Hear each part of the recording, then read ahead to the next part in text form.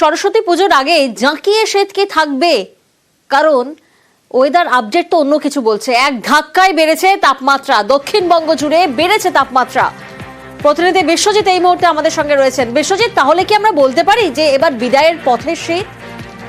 একদমই, কার্যত শীতের বিদায় ফেব্রুয়ারির মাঝামাঝি হয়ে যাবে, এটা নিশ্চিত করে জানিয়ে দিয়েছে আবহাওয়া দপ্তর। কিন্তু তার আগেই আবহাওয়ার যে খামখেয়ালিপনা, তাতে দেখা যাচ্ছে গত 2-3 দিনে 14 থেকে 17 ডিগ্রির ঘরে, 17 থেকে একেবারে এক লাফে 21 ডিগ্রির ঘরে তাপমাত্রা। অর্থাৎ কলকাতায় আজ 21 ডিগ্রি সর্বনিম্ন তাপমাত্রা, যা স্বাভাবিকের 6 ডিগ্রি সেলসিয়াসের উপরে। কাজেই শীত যে উধাও হয়ে গেছে এ কথা বলার অপেক্ষা রাখে না।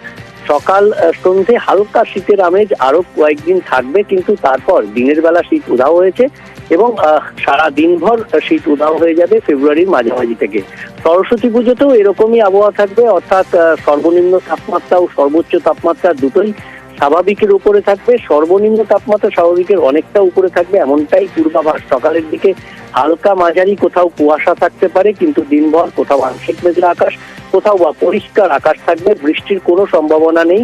আপাতত কয়েকদিন এরকমই আবহাওয়া থাকবে এমনটাই পূর্বাভাস। তবে ফেব্রুয়ারির প্রথম সপ্তাহে অর্থাৎ 3-4 তারিখ নাগাদ আরেকবার তাপমাত্রা কিছুটা কমতে পারে। তবে কলকাতায় কোনো মতেই আর 15 ডিগ্রি সেলসিয়াসের নিচে তাপমাত্রা নামবে না।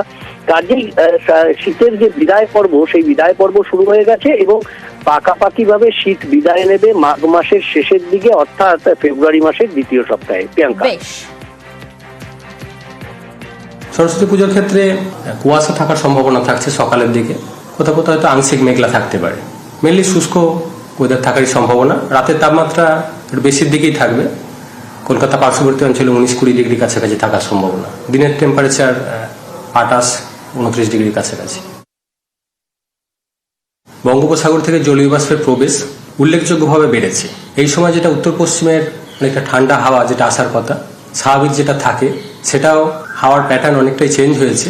তো এই কারণে জলীয় বাষ্পের প্রবেশ যথেষ্ট বাড়ায়। সামগ্রিকভাবে দক্ষিণবঙ্গে আগামী 3 দিনে আরও 2 থেকে 4 ডিগ্রি মতো রাতের তাপমাত্রা বাড়ার সম্ভাবনা রয়েছে। ফলে ঠান্ডাটা অনেকটাই কমে যাবে আগামী কয়েকদিনে। দিনের তাপমাত্রাও বেশ খানিকটা বাড়বে।